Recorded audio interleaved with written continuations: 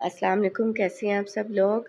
आज मैं आपको जिन अल्फ़ाज़ के बारे में बताने जा रही हूँ, इन अल्फ़ाज़ के बारे में सिर्फ़ इतना ही कहना काफ़ी होगा कि अगर कोई बेयकीन से बेयकीन शख्स भी इसको कर लेगा ना, तब भी वो इसकी तसीर पाए बगैर नहीं रह सकता। ये अमल जो है वो मुर्शिद बताते हैं कि मैंने ये अमल जो है वो एक मजज़ूब से मैंने लिया, जो कि हर वक़्त गलियों बाज़ारों में फिरा करता था और एक ही नारा लगाता रहता था कि माचिस की तीली जलाने से आग ज़रूर पैदा होती है। और ये नारा वो बार-बार लगाता रहता था और गलियों में फिरता रहता था। लोग जो है इसको दीवाना पागल समझकर इसका मज़ाक उड़ाते थे और इसे धक्के देकर गुज़र जाते थे।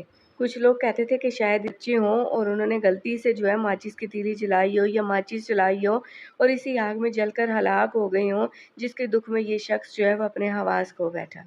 खैर, जितनी मुँह उतनी बातें। लेकिन मुर्शिद कहते हैं कि मैं जब इसका ये नारा सुनता ना, तो मेरे दिल पर एक अजीब-सी कैफ़ियत तारी हो जाती कि इसके बात के पीछे ना कोई राज़ बड़ा छुपा हुआ है। मुर्शिद कहते हैं कि मैं ना उस मजज़ूब को ढूँढने के लिए निकला तो मैंने देखा कि वो दुकान के बाहर एक थड़े पर सो रहा था। मैंने मौके को गनीमत जाना और इसके पास खड़े होकर इसके जिस्म से मक्खियाँ उड़ाना शुरू कर दी। इसे मेरी आहट महसूस हुई तो हड़बड़ाकर उठ बैठा और कहने लगा, मियाँ फ़कीरों को क्यों तंग करते हो? मैंने कहा, बाबा जी, अगर मुनासिब समझें तो आज मुझे अपने नारे का राज़ बता दें। इसने मेरी तरफ घूरा और घूर कर देखा और फिर बोला कि सारे इलाके में तो लोग तंगदस्ती का शिकवा करते हैं। बीवियाँ अपने शोहर की कम आमदनी का शिकवा करती हैं, उनकी कम आमदनी से तंग हैं, शोहर बढ़ती हुई महंगाई से तंग हैं, मगर कोई भी शख्स माचिस जलाने को तैयार नहीं, जिससे आग रोशन हो और सबकी गुर्बत के अंधेरे गायब हो जाएं। मैं इस मजज़ूब के मुँह से इतनी आक़लाना बातें सुनकर हैरान रह गया।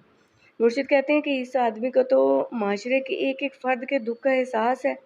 लोग खामख़ा इसे तंग करते रहते हैं। मैंने कहा, बाबा जी, वो माचिस कौन-सी है? बराए करम वज़ाहत फ़रमा दें। फिर उन्होंने मुझे सारा अमल बताया, समझाया और फ़रमाने लगे कि लो मियाँ, हमने अपने हिस्से की माचिस जला दी है। चल पड़े, मगर इस दिन के बाद वो कभी नज़र नहीं आए।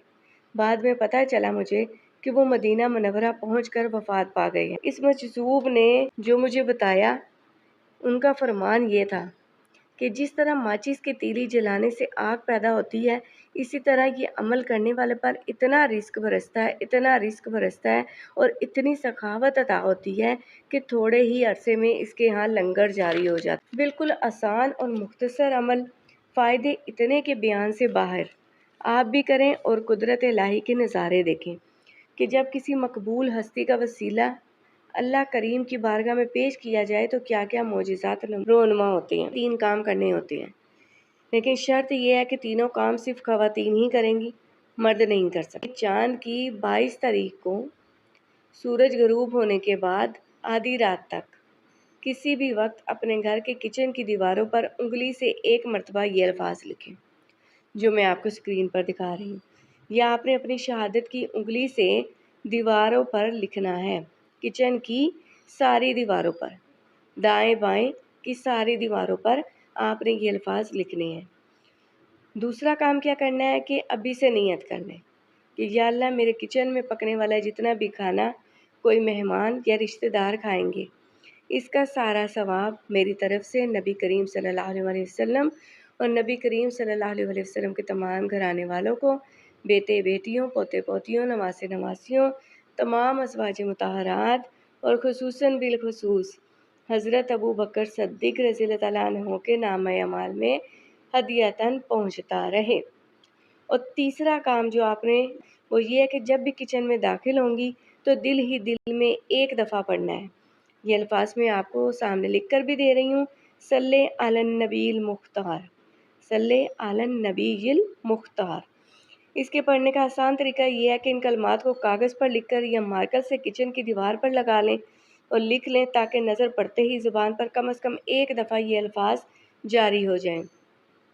ये आसान तरीन अमाल यकीन से करें और बेयकीनी से करें। बेशक मुख्तसर सी मुद्दत में आपके घर इंशाअल्लाह इतना रिस्क आएगा कि संभालना मुश्किल हो जाएगा।